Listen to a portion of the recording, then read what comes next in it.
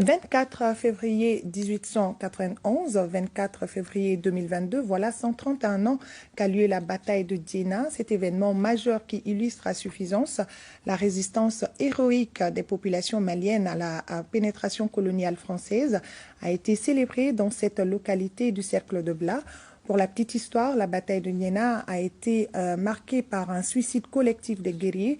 Les vestiges de cette bataille sont encore présents dans la localité. Envoyé spécial à Djenna, Jacqueline Dako et Bassi Traoré.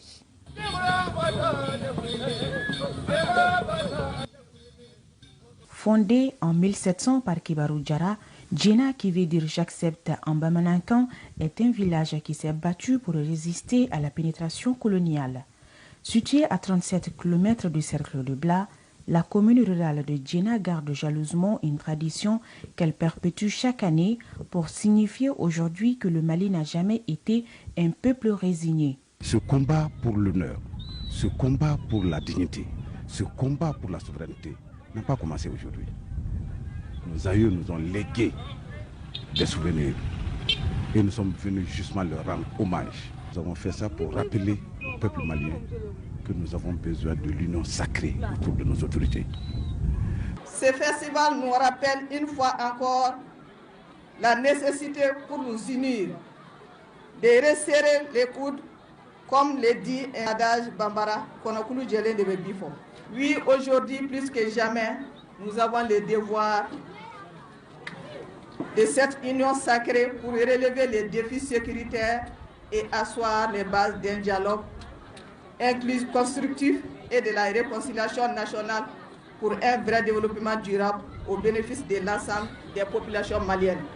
On recense parmi les sites touristiques la statue de Senko Coulibaly, une Amazone qui a joué un rôle prépondérant dans les différents échecs du colon dans sa conquête de Djenna. La statue de cette dame qui garde son enfant au dos décapité par une balle ennemie illustre à suffisance le rôle important de la femme malienne dans nos sociétés traditionnelles. Senghor était une brave femme. Nous interpellons toutes les femmes à soutenir leur mari, quoi qu'il en soit. Le fait d'être une femme n'est pas un handicap.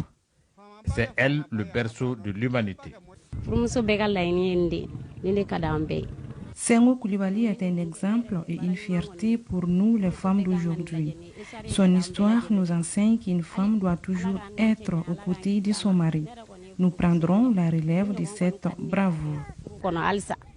Les vestiges de cette bataille historique de Djenna restent présents pour la prospérité et parmi ces vestiges, le vestibule des martyrs où les guerriers du village de Djenna s'étaient retranchés pour un suicide collectif, préférant la mort que d'être capturés par le général Archinard et ses hommes. Nous n'avons pas le droit d'oublier. Nous ne pouvons pas laisser une seule page de notre histoire dans l'ombre. Nous devons tout assumer, à plus forte raison, les pages les plus glorieuses. Que les populations, les habitants de Djenna demandent à ce que ces sites soient classés parmi les monuments historiques de notre pays n'est que légitime. Qu'ils demandent que ces faits glorieux soient enseignés dans les écoles également. Mais ils ont souhaité aussi qu'il y ait un musée ici. Je me suis engagé à apporter leur message là où il faut.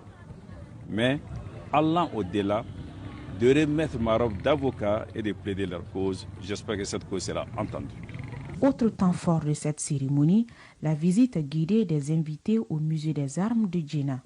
Le puits sacré qui, en plus du vestibule des martyrs, regorge des martyrs de la bataille du 24 février 1891 et les tombes des premiers soldats blancs tués lors des premières batailles.